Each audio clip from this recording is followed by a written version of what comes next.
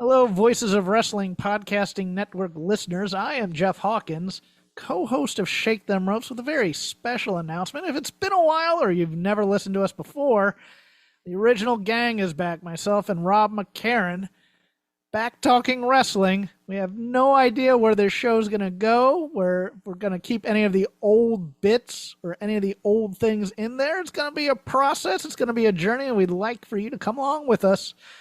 Only on Shake Them Ropes on the Voices of Wrestling Podcasting Network. Hey everybody, my name is Jesse Collins, and I am the host of the Gentleman's Wrestling Podcast, a show right here on the Voices of Wrestling Podcasting Network. On the Gentleman's Wrestling Podcast, we take a deep look at individual issues and stories that are going on in the wrestling world. Each episode is about a different topic, and we take a thorough and educated look at things ranging from current booking trends to breakdowns on individual performers and angles to investigations into different fan cultures across the industry. In addition, we keep a close eye on the wrestling media, and as a professional journalist, I bring a unique perspective to how current issues in wrestling are being covered and discussed through the wrestling media. We have a revolving series of guests from across wrestling punditry joining us on each episode, and we hope that you make the choice to give us a listen on wherever you get your podcast from. This podcast is a member of the Voices of Wrestling Podcasting Network. Visit voicesofwrestling.com to hear the rest of our great podcasts, as well as show reviews, columns, opinions, and updates across the world of wrestling. To the highway in a brand new day. Gotta let it go. So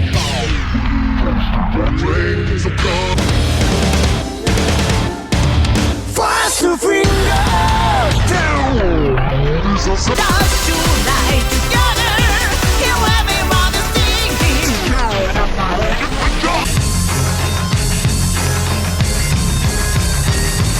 You can't know what your part. Hope you find my what the truth.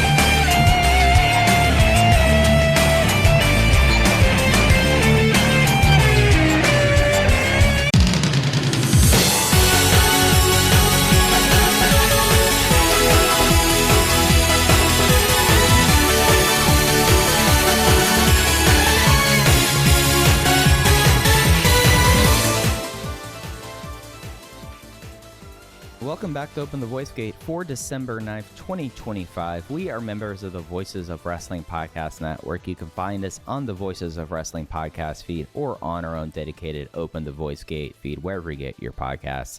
You can follow us on social media at Open Voice Gate. And if you would like to donate to the show, click the link in the show notes. It'll take you to our redcircle.com landing site. You click the red box that says sponsor this podcast, and you accept a one-time or reoccurring donation. No obligation whatsoever, but we would like to thank our previous donors. I'm your host for this week. It's your old pal, Mike Spears. Case Lowe is on assignment. He'll be back with us next week. And as this is a singles episode and with a lot of Dragongate stuff on the network, we're going to kind of take it through this episode a little bit chronologically. Up top, we're going to talk about King of Gate, the semifinals and finals happening on the 3rd from Korakuen Hall, but also we'll talk about the other stuff that came out of that show and the build towards the second Korakuen Hall show on the 16th. And then from there, we will close out this episode talking about their semi-annual triple header up in Sapporo that served as the launch of the Triangle Gate Leagues, as that belt is vacated and the league is going out throughout this month. Before we get into the Korakuen show, it's worth pointing out that Case, not on the show this week, but has a excellent column up on Voices of Wrestling. I'll have the link in the show notes about our 2025 King of Gate winner and kind of the path of how we got there. Not going to spoil it for y'all right here until I talk about it on the show, but be sure to check that out if you get the chance. But from there, let's get into this. We had 4 Dragongate Network shows over this week, a lot of footage to get through, and let's just start with King of Gate 2025's finals. The 2025 King of Gate is Johnny Valletta after the Korakuen Hall show from December 3rd. And I think that for me, at least, by the end of the last episode with Case, I kind of I felt myself getting talked more into Johnny being the winner. And seeing it play out, at least across Korakuen Hall, the semifinals and the finals, it's a interesting kind of situation coming away from the Korakuen Hall show. I think the way I'm going to handle this, at least running solo this week, I'm going to talk about King of Gate stuff, and then afterwards we'll talk about the other things on the show. A fun Korakuen Hall show. The situation I kind of find myself as King of Gate as over is that one of what at least it feels like to me is the overwhelming kind of discussions about Dragongate and about the way of which Dragongate somehow is judged, and just throughout whatever lens everyone chooses to view the promotion. I think that as it kind of relates to King of Gate this year, we have what I think overall with Johnny winning King of Gate, immediately getting his title match in the second Korakuen on the 16th, so next Tuesday. I really think that what we have is maybe not a situation where in 2016 that's always usually pointed to as like one of the high points of King of Gate historically. And I mean, there was a lot of really great stuff in that tournament, and maybe in comparatively the Tozawa versus Eita stuff in 2016 maybe worked on a little bit of a higher notebook level at the time. But as I like now have chance to take stock of King of Gate and at least the 2025 edition of it, I feel like that the story that we walk away from Korakuen Hall with Johnny Valletta beating Ishin in the finals after defeating Rita in the semifinals, I think that it is another way that this company has found a route to go with Johnny Valletta in a fashion where it is not a necessarily modern booking or modern presentation with the guy, but the promotion is now in this position where Johnny Valletta faces Madoka Kakuta on the 16th for the Dream Gate, and coming out of the King of Gate finals, this is one of the first times where I'm like considering maybe is it time to get the belt off of Kakuta and get it onto Valletta.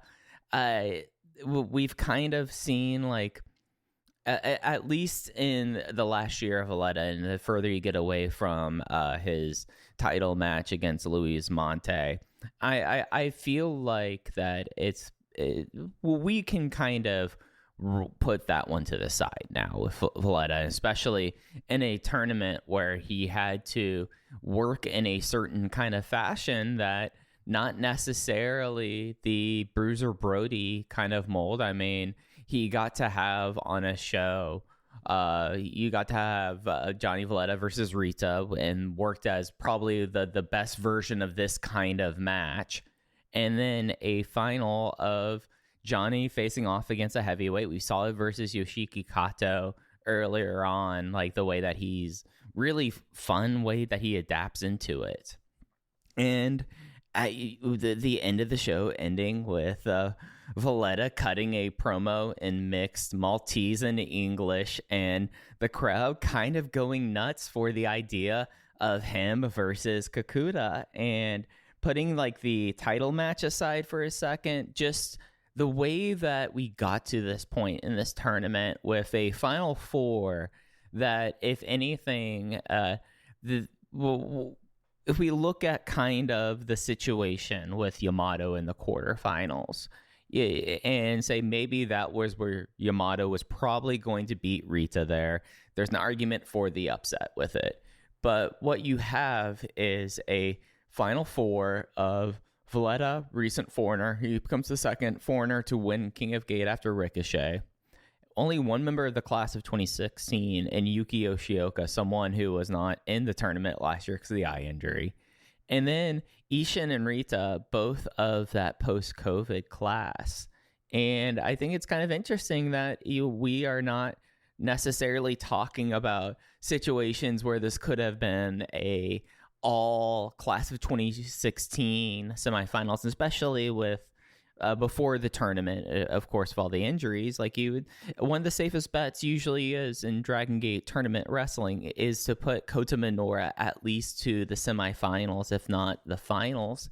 And you probably thought that this could have been a year for a class of 2016 coming up on their 10th year anniversary. You get Yoshioka versus Skywalker throughout the tournament. This very much could have been that kind of tournament. And maybe that was the tournament I was expecting, but instead you get one that's showing that the classes of 2021 and 2022 are in a good spot, and especially with Rita having the kind of match he had with Valletta in the first semifinal match. And I know that with Case, we were talking about who is the MVP of the tournament, and we kind of came down to it either being Susumu Yokosuka or Jackie Kamei, especially like high level matches. And the one that I kind of coming out of the finals, I want to throw their hat in the ring for this as well, is I think Ishin, although he had perhaps one of the most difficult routes to the finals, and it would be kind of easy to say that Ishin could have like cheated his way through the entire tournament, but instead you have a situation where against the baby faces in Kamei in the quarterfinal and then Yuki Yoshioka on this Korakuen Hall show, Ishin wins by knowing his opponent. He defeats Kamei on the cutback coming out of the Torbolino JFK on the 25th in the quarterfinal show. And then on Korakuen, he defeats Yuki Yoshioka with a inside cradle coming out of the high fly flow as a huge corner shock pop. And when you have that combined with the kind of match that they had in the King of Gate finals, I think that maybe Ishin is the answer to who actually ends up being the real MVP of this. So let's talk a little bit more in depth in the matches themselves. So they open up the Korakuen with Johnny Valletta versus Rita in one half of the semifinals and the other half being Yoshioka and Ishin. And the way that they Rita in this performance with Valletta is basically everything you would want to see in a great undersized baby face. Maybe not necessarily one of those classic David versus Goliath matches, but a reality that Rita starts off with a fantastic start, doing a head scissors, pulling Johnny to the outside, doing a cabrata, and then the running tornado. And then from there going into Rita having to sell. And that's as we would expect with this. And just with like the crowd connection of Rita and Valletta at this point, now he's working more of the traditional Valletta that we've seen in this match. But the timing that these guys had for like the right time to have Rita get the big near falls and added emphasis to, okay, Rita advanced over Yamato because of the stinger. Yamato was fine. He wrestled on this show. Not in a long match, but he wrestled on this Korakuen. And they using that to play off of how in this match with a great sell from Valletta on the Colcolero shot and buying and having a Retanic near fall that the entire building bought into. Rita basically going around on a power bomb attempt after he was power bombed over the top onto 11 piece itself. And it just was exactly what you would want in this kind of match. And then the finish came with Rita kicking out of two lariats and the claw slam and the King Kong knee dropped for Johnny to win in advance to the finals later on in Korakuen. I was 3 3/4 on this. For like time and place and what you would want to do in a semifinal match, I thought this was exactly kind of what you would do with this. There's nothing I would necessarily change with it. But I do kind of feel like that maybe you have a prolonged version of this match, maybe. And maybe that prolonged version down the road isn't as necessarily good as this. But I feel like whereas in the past with Johnny and Rita, it was pretty much Rita trying to outspeed him until he gets caught and squished. This one was a lot more of a competitive effort. And yeah, I thought that for Rita concluded a really strong King of Gate campaign that ended up with him maybe unintentionally being a semifinalist and being into the tournament until its last day. The second semifinal coming right after this, Yuki Yoshioka versus Ishin. And this one, they were really kind of worked it with a nice clip, but then going into the Yoshioka self-fast section of it. And as a Yoshioka defender, and as someone that I think Yoshioka, when the crowd is with him, is a special kind of thing with the way that he is able to sell and then the timing with his comeback with this. But instead, what you had was a match where Yoshioka took the full brunt of Ishin, maybe not getting the Jinchu and the death penalty, but felt like he was about to comfortably put him away. And then at the moment of the high fly flow, Ishin hooks him in it. And it's just Ishin in this tournament, a real thinking man's heel. And it felt completely deserved in the way that Yoshioka, at least for me, that's the guy that for the last 10 months I thought was going to win this thing. You played off that expectation really well in the finish. And then what the greater story of Ishin throughout this tournament with the baby faces that he's had, he hasn't necessarily cheated unless he really had to, such as his match of like El Kukui. He's just been able to kind of work somewhat clean throughout this tournament. And he was able to get the win here in this. There was a good comment and story from Jay on commentary about how Yoshioka, when he won in 2022, was before they bought this brand new trophy that is the size of Johnny Valletta. Legitimately, Johnny might be about 2 inches taller than this thing. So it's a near 6 foot tall trophy. And when Yoshioka was out and recovering, he would look at his, I guess they do actually give them trophies, because at least Yoshioka would look at it on the shelf and say, man, I really want that big trophy. I should have that big trophy. So that was kind of like a nice story to have like built into this match. And the look of Yoshioka as Ishin is celebrating the win and is going to the back, real despondent. He still has that win over Kakuta in his pocket. We have to see where that will go, but it might be a situation where he has next at Uno Dos Tres. And then the final, Ishin versus Johnny Valletta. Liked how it was set up of Valletta just running through him to start and having a 3-minute claw slam and already attempting to go for the King Kong knee drop, and that leading into the kind of necessary bit of Gaja Dokuro and Saipatra happening at ringside, and then a more controlling Ishin kind of section before that. We really get to see the full breadth of Ishin's kind of offense, which is really impressive given the amount of size this guy has put on over the last year since dropping the Brave Gate. He's still able to really fly around as like the second coming of Dick Togo with like his cannonball tope through the rope. He does this double stomp and frog splash combo that was really impressive, and the same thing, just kind of gnarly seeing how hard he was like landing in on us, and it made the Ishin air falls at least feel completely deserved in the manner.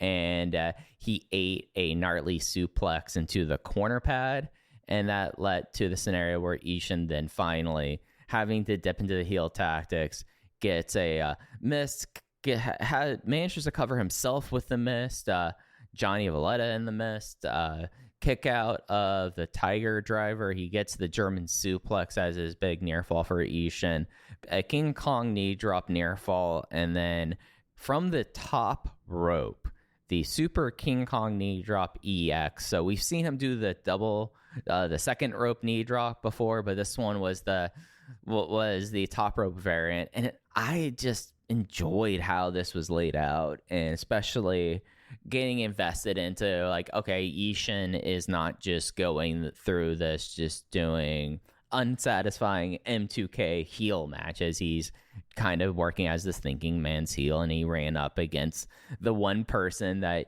you have to cut off his head to kill Johnny Valletta. And that does mean that afterwards, Kakuta called out, kind of bemused and up for the challenge of Johnny, and GM Ryo Saito makes this for December 16th. And it was really kind of surprising to see how much the crowd was into Johnny on the promo. I mean, we've known for months and leading up to the Z-Brats turn and the Saipatra Gacho Dokuro split, we knew that Hamare was one of the most popular guys in the promotion, at least at this time, and that Shun, even though being a 3-year heel at that point, was seen as that kind of popularity. So it does make sense that Johnny Valletta, especially as a tweener sliding babyface Johnny Valletta, it makes sense why this crowd would be into it. But I was kind of taken aback by how much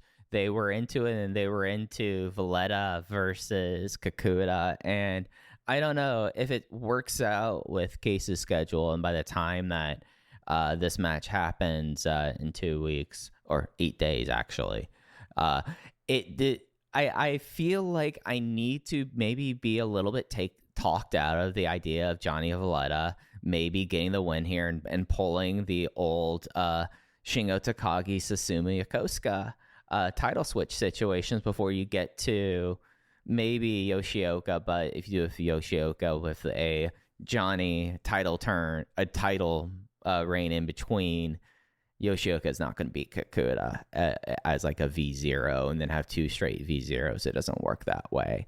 But at least it's going to be interesting for the kind of matches that Kakuta has had as heel, especially as champion. I know I'm a little bit higher on his title win against Shun Skywalker than Case was, and I do feel like that there's potential to have a kind of special match with Johnny Valletta on the 16th. And I do kind of think if Johnny Valletta has the good Dreamgate match and has a 4-star Dreamgate match, I was 4 flat on the tournament finals, by the way. But if Johnny Valletta is able to go just 4, like let's not be ridiculous here and think that Johnny Valletta is going to somehow have a match of the year contender to close out this year, but let's say 4-star match. I do think that time we should take and put aside that first title match they had with Luis Monte, and maybe say, instead of saying, hey, Dragongate figured out Johnny Valletta except for this one time, we say, oh, Dragongate has figured out Johnny Valletta and they've adapted through the times. Because at least for me, as we move into December and the Triangle Gate League that's underway right now, I am my calendar. I have the 16th already double underlined and ready for it, and I don't think that by the time if you were to travel back in time when Johnny Valletta first started doing these tours in Dragon Gate, I don't think, and I think it's almost been about like exactly 2 years. 2 years. I don't think that I would believe you if you're saying, hey, Mike, in 2 years, you're going to be just on pins and needles for Johnny versus Madoka Kakuta. I don't think I'll believe you if you told me that, but that's where I am at least for this. And let's take a look at the rest of the Korakuen show. I thought overall it was a strong enough Korakuen.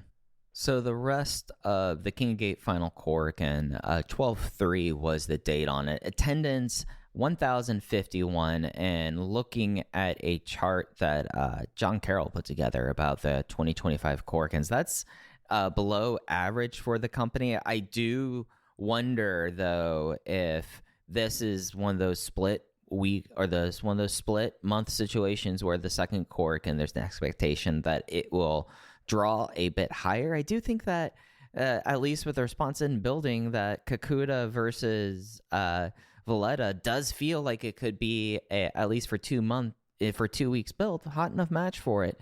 So I'll be interested in seeing that. But I do know this year, whereas in the past, you could kind of expect that the second night in 2023, and especially pre-COVID, that would be the case, that the second night does better than the first night. That's not really been the case, at least just thinking off the top of my head this year for the company. But as I said, it was a fun cork, and it kind of was a cork in that if you put the King of Gate stuff to the side, it was kind of serving a couple masters in an interesting kind of way. So the company straight from here went to Hakodate on their death tour and essentially had to be in Hakodate by morning because of a ferry ride to get the bus and the ring over for it.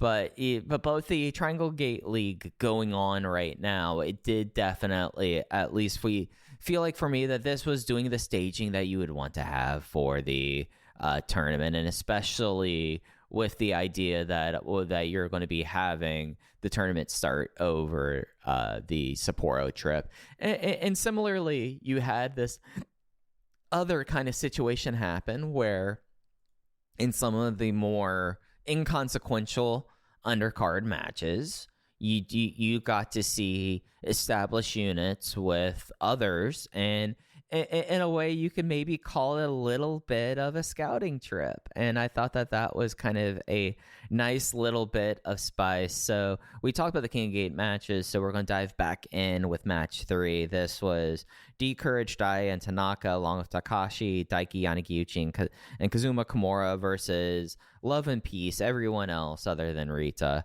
Hyo, Benkei, Jackie Kamei, Mochizuki Jr., along with Ho-Ho Lun, who Ho-Ho was doing the peace signs and was a little bit off with his timing with it. But we love the effort that he showed there with that.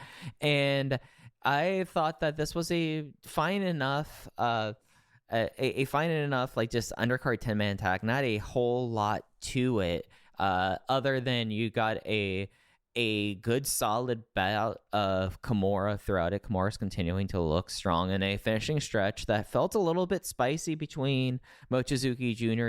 and Daiki Yanagiuchi. The two of them, I feel like, for this underclass of guys in like the 2024-2023, where they aren't, like, of course, at that point of your Ritas and Ishins, that out of that grouping, Junior and Daiki, and it might be because of their flexibility and physical ability, the two of them, it seems like that they are able to do the fastest and spiciest stretch. And that's what we got there, concluding with one of the prettiest bridging suplexes that Junior has done in recent memory. After that, Jiro Shinbashi from the Sugawara Training Systems was back into Tokyo on a business trip, trying to network and try to bring business into his firm. And this time he was up against Punch Tominaga. And really what you had with this was the Jiro Shinbashi match. It kind of worked a little bit differently with Punch Tominaga, and more so that Jiro was able to do a little bit more offense on him. The crowd's still just enamored by the guy. Big boos for Punch for breaking the umbrella. Punch wins with a lunchbox shot, and I have to say, as someone who is who will defend Jiro Shinbashi to the end of the earth, this was probably the one that was the match that kind of overstayed its welcome a little bit. Not bad whatsoever, but I think also against Punch Tominaga, beggars cannot be choosers. Natural Vibes and El Kakui went up against Paradox and Luis Monte, and this kind of was the outsiders tryout thing. Natural Vibes trying to get El Kakui to dance with them, and not ever really getting to that point. And I think the thing that kind of surprised me with this match was at like a certain point that the pace was a lot more up than I thought leading into it. And I really, at least for a match on the show just kind of thrown in. It worked pretty well, but what you kind of had at the end was the fact that UT is in the Triangle Gate League with the remainder of Natural Vibes. He's going up against essentially Hulk's the only person on the Paradox side that's on in the tournament. So UT needs to look strong. He wins with passion against Kagetora. Fun enough 8-man tag. And then after intermission, Yamato and Dragongate of Paradox versus Shun and El Cielo of Saipatra. And you have this essentially be a El Cielo show. This one only went 5 minutes, shortest match on the show. And it was another example of El Cielo kind of being put in a position to kind of, with him and Shun, who's already had Yamato's number throughout 2025, ate the both of them kind of up. And the thing that watching Cielo at this point that always kind of rings in my head, that if our assumptions are right, Takuma Nishikawa's favorite wrestler was Ricochet in Dragongate. So the way that he flips and moves, it makes a whole lot of sense. The finish was the Bible attempt from DK on Cielo that he just turns it into his spinning tombstone, pins him 3. There we go. There, Gaja Dokuro versus the Torimon Generation was the semi-main event of the Korakuen show. Kakuta Kai, Yoshiki Kato, Kota Minoru, and Jason Lee versus Masaki Mochizuki, Don Fuji, Susumi Yokosuka, Yasushi Kanda, and Genki Horiguchi. Kind of played in a way of the now further entranced biggest bad team in Dragon System history, according to Gate of Nostalgia. Time for them to beat up on some old people. And that's what we ended up having, playing into a finish with Horiguchi going for the back slide. Great hope spot with him in there for it, but instead it's Kota Minoru taking out the guy who filled in for him for the King of Gate tournament, got him with the gong on this one. There was a fun backslide interrupt when Kakuta was down for it that Minoli just intercepted it, turned it into a wheelbarrow slam. And it just was kind of the type of match that you would expect to have in the situation. And with, of course, Gaja Dokuro in the Triangle Gate League and Kai, Jason Lee, and Kota Minoru being that team, Minoru getting the fall made all the sense in the world there. And it was kind of like a nice, fun thing to have, like the Torimon Generation guys try to all unite to take on the bad guys, and it worked out, and I felt like in a pretty successful fashion. So overall, this Korakuen, there was no real stinkers on it. It is a kind of a change of expectations given the fact that you have 3 tournament matches on this show, and this was really the King of Gate Korakuen, and the rest of it was preparing for the Triangle Gate League. I always feel the pressure to find the perfect gift for my relatives. In this case, whether you're sending an unforgettable gift or treating yourself to everyday perfection, Omaha Steaks delivers the world's best steak experience. For me, I'm not just into steaks. I like all types of meat. That's why I'll usually get the Winter's Best Seller Pack. It comes with juicy fillets, chicken breast, pork chops, and even burgers. Omaha Steaks offers unrivaled quality and variety, and every bite is backed by their 100% guarantee. A family-owned company with over 100 years of experience in the meat industry. Save big on unforgettable gifts with Omaha Steaks. Visit omahasteaks.com for 50% off site-wide and earn an extra 20% off select favorites during their cyber sale. And for an extra $35 off, use promo code YUM at checkout. That's omahasteaks.com, promo code YUM at checkout. Terms apply. See site for details. Go to omahasteaks.com to get 50% off site-wide plus an extra 20% off select favorites and more limited-time deals during their cyber sale. And use promo code YUM at checkout for an extra $35 off. Minimum purchase may apply. See site for details. A big thanks to our advertiser, Omaha Steaks. Moving to Sapporo from this last weekend, 3 nights, the 5th through the 7th, at the Ione soccer arena. And I'm not going to go match by match through these just because that's going to be me reading results from 3 shows. But I think that overall you had a couple things accomplished during this triple header and within the parameters of doing 3 shows in 3 days in the same building, while you have to kind of cater to the Hokkaido locals and in an impasse that usually is making the weekends all about BB Hulk and KZ. And instead, I felt like that they handled it in a smart manner when you have something go on during this weekend at like the Dragongate League. And with that, you conveniently then were able to put KZ in the main event on night 1, Hulk in the main event on night 2, and then have both of their teams in the main event on night 3. And really, when I look at this, these 3 days in the shows, I found them all to be a pretty pleasant watch. I think the first night might have been a little bit on the weaker side of the undercard things. I think that really you ended up having a good group up in Hokkaido that kept things interesting. You had a little bit more of Luis Monte teaming with D Courage, and you just had a little bit of something in each of these shows that provided a little glimpse into something else, with the first night getting Kazuma Kimura versus Yuki Yoshioka, the second night the hometown trainee Koki Oshima having an exhibition against Mochizuki Jr., and then on the third day getting the only appearance of Jiro Shinbashi over this Hokkaido trip. And I think that that's all kind of smart, having like different things on these shows. I know that it's a lot of the people that end up going to these shows are on the Dragongate fan trip, so it provides a level of spice to it. But really, when you like look at these 3 shows and what to take from them, it's the Dragongate League and the accelerated build towards Kakuta versus Johnny Valletta on the 16th. And really, outside of that, everything was kind of pleasant.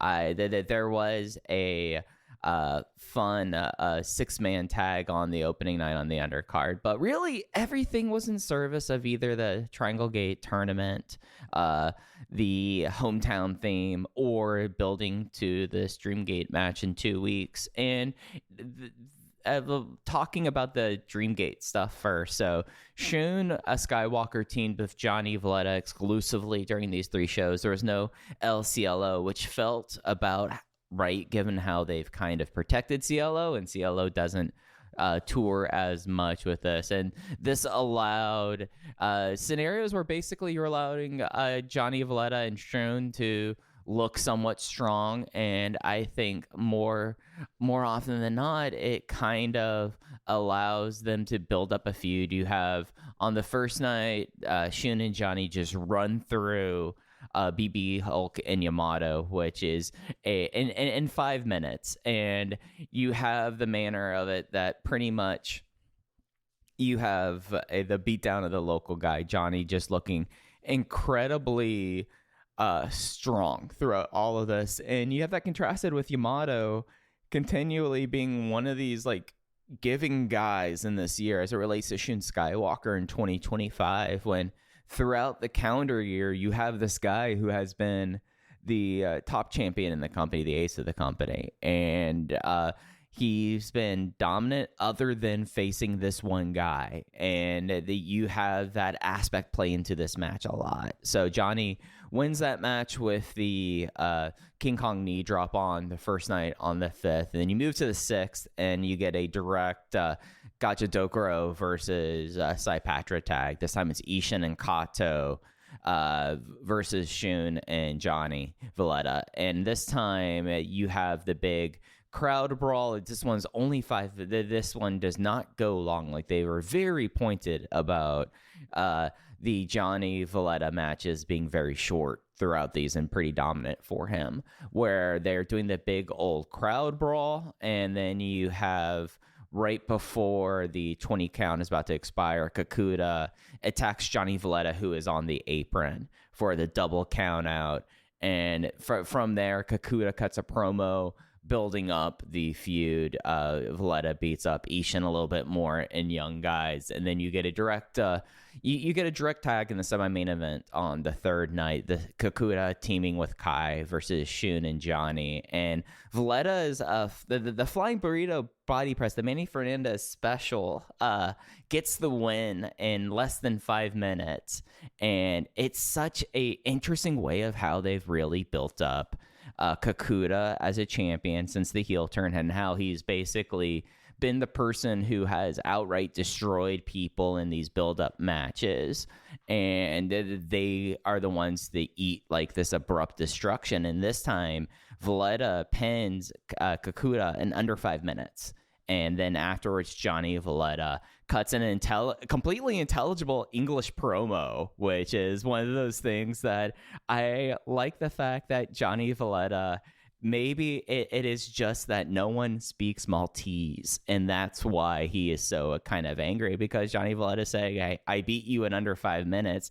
Imagine what's going to happen to you next week in Korakuen Hall. And I am seated. I am ready for this. And I thought that was a really effective way to treat this triple header. Matches where a lot of people just kind of having a little bit of an on the easier side, or more so not necessarily doing a lot of things in that are like the major build stuff.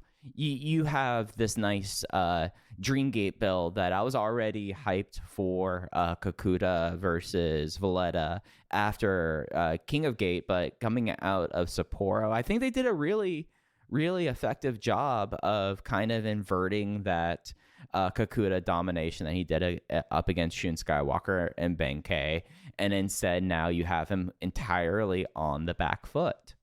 So the other major thing happening in Hokkaido was the Dragongate League to find new champions. They'll be decided at the end of the year, Kobe Sambo Hall show, but we have a Trios League to fill out this month, and we had as I mentioned earlier, we're in Sapporo, so you're already trying to get KZ and Hulk in the main event, and in this way, I felt like was a pretty effective way of doing so. So we had 3 Triangle Gate League matches, and as of the time recording, we have 5 of them in the books. After I'm done breaking down these matches, I'll go through the results in Sendai and Yokohama and where we kind of sit coming out of the week of hell. And on the first night, on the 5th, it was Natural Vibes. The Natural Vibes team, KZ, Strong Machine J, and UT versus Gaja Dokuro, Kai, Minoli, that's Kota Minor, and Jason League in the opening match. And this one really was built around the hometown style match for KZ. A lot of the heat on him throughout this match. And then at the right time, you have as soon as the comeback starts, what kind of pairing that you have in the between these 2 teams. Which team has had like sneaky great chemistry dating back to the Tri-Vanguard days? Why, that's UT and Kai, and they had a fun enough sequence in here. And as member of the Kai Respect League, I feel like it's worth just stating, like, Kai has been really fun when he's had either teaming up with or going up against UT, and it gave enough spice with this to get this past just being a simple hometown match, and also for like Natural Vibes for where they are, them coming out on the first match of the league. They get the win as KZ turns the Maximum Driver from Jason Lee into the Skyda Schoolboy to get the win. So that puts Natural Vibes at 2, Gaja Dokuro at 0. I think out of the matches, none of them were notebook for me. The Triangle Gate matches, firmly, I have 2 of them at 3.5, or I have 2 of them at 3 3/4. Another one at 3.5, and it's all solid stuff. But so we start with Natural Vibes leading after the first night. Second night, D Courage, Yuki Yoshioka, Dragon Daya, and Ryo Yatanaka versus the Paradox team of Yamato, Dragon Kid, and BB Hulk.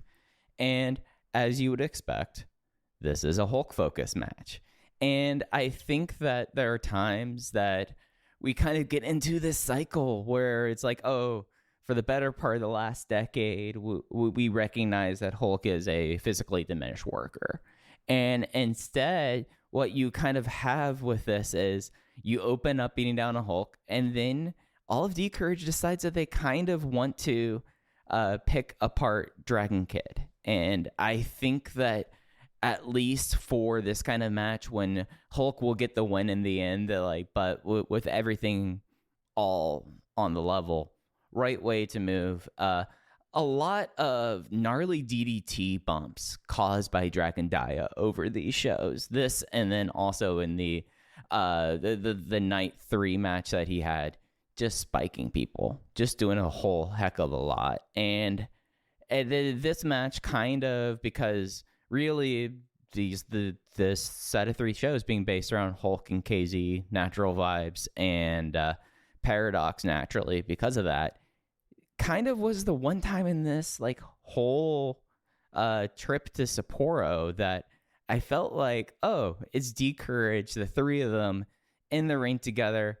Kind of felt a little bit awkward in a way, maybe only because we've been seeing Tanaka teaming with Monte and a lot of other stuff happening, and then of course Tanaka being out for a month. But this does kind of feel like, and at least through the first few matches, they're kind of positioned this as this is the D Courage swan song, or is this the D Courage finally coming together across a league where they are now, as of time of recording, at 0-2 at the bottom of the table, scrapping back for that. Just an interesting kind of moment, because you have D Courage at this real crossroads as they enter this tournament, whereas Yamato, DK, and Hulk, they're just as good as they usually are. And Hulk, I felt like you were able to get some of the better parts of him.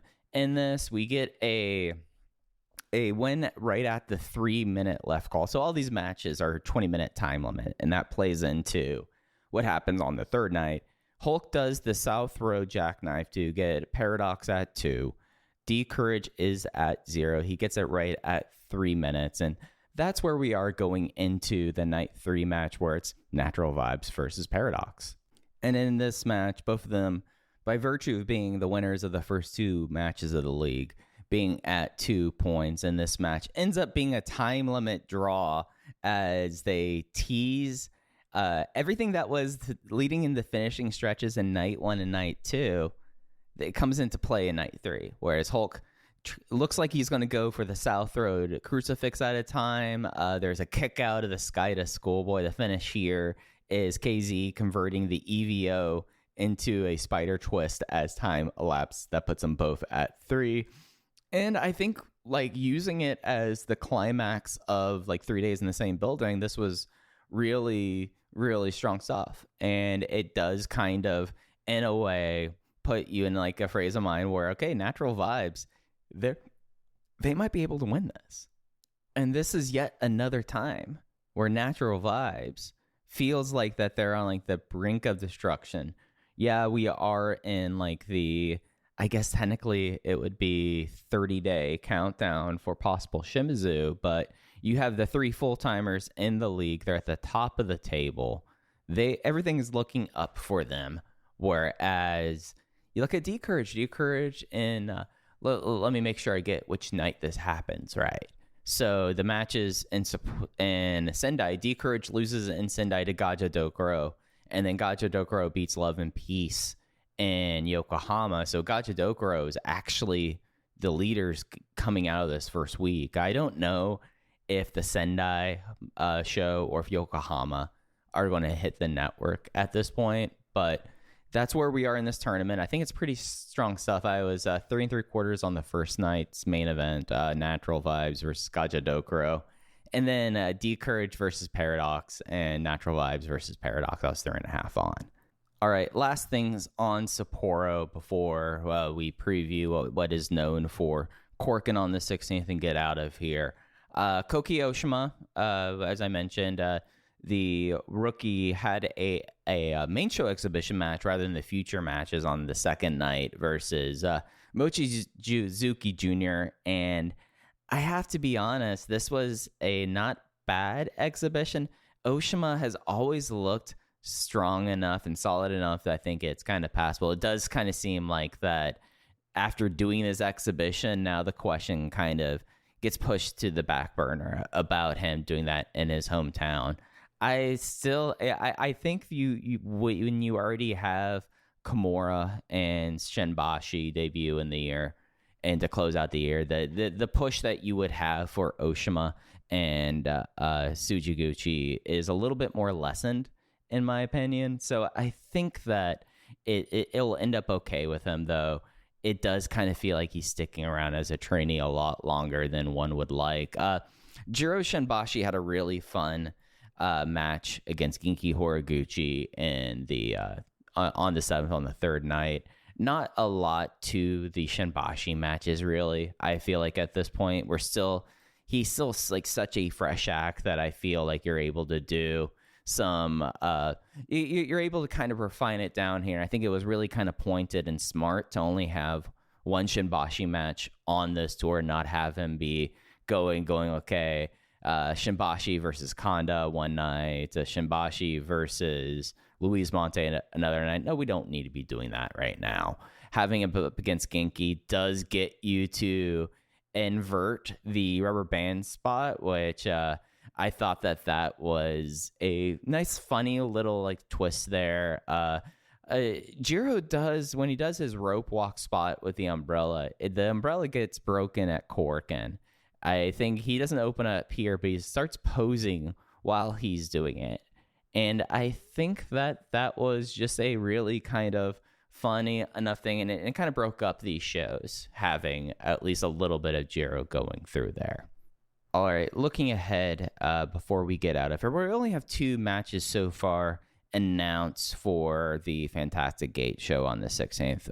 They opened the Dream Gate title match, Madoka Kakuta versus the 2025 King of Gate, Johnny Valletta, and I think they've been really effective in the build, as I talked about with Sapporo.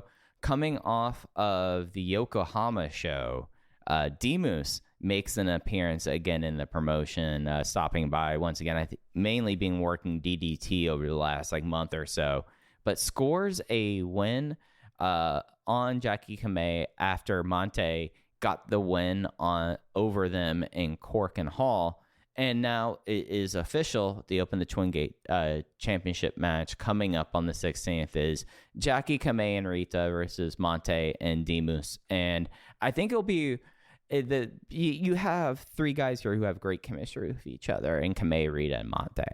The quality of the match, at least 75% of it, no worry, no stretch here. That's going to be fine. I'm intrigued.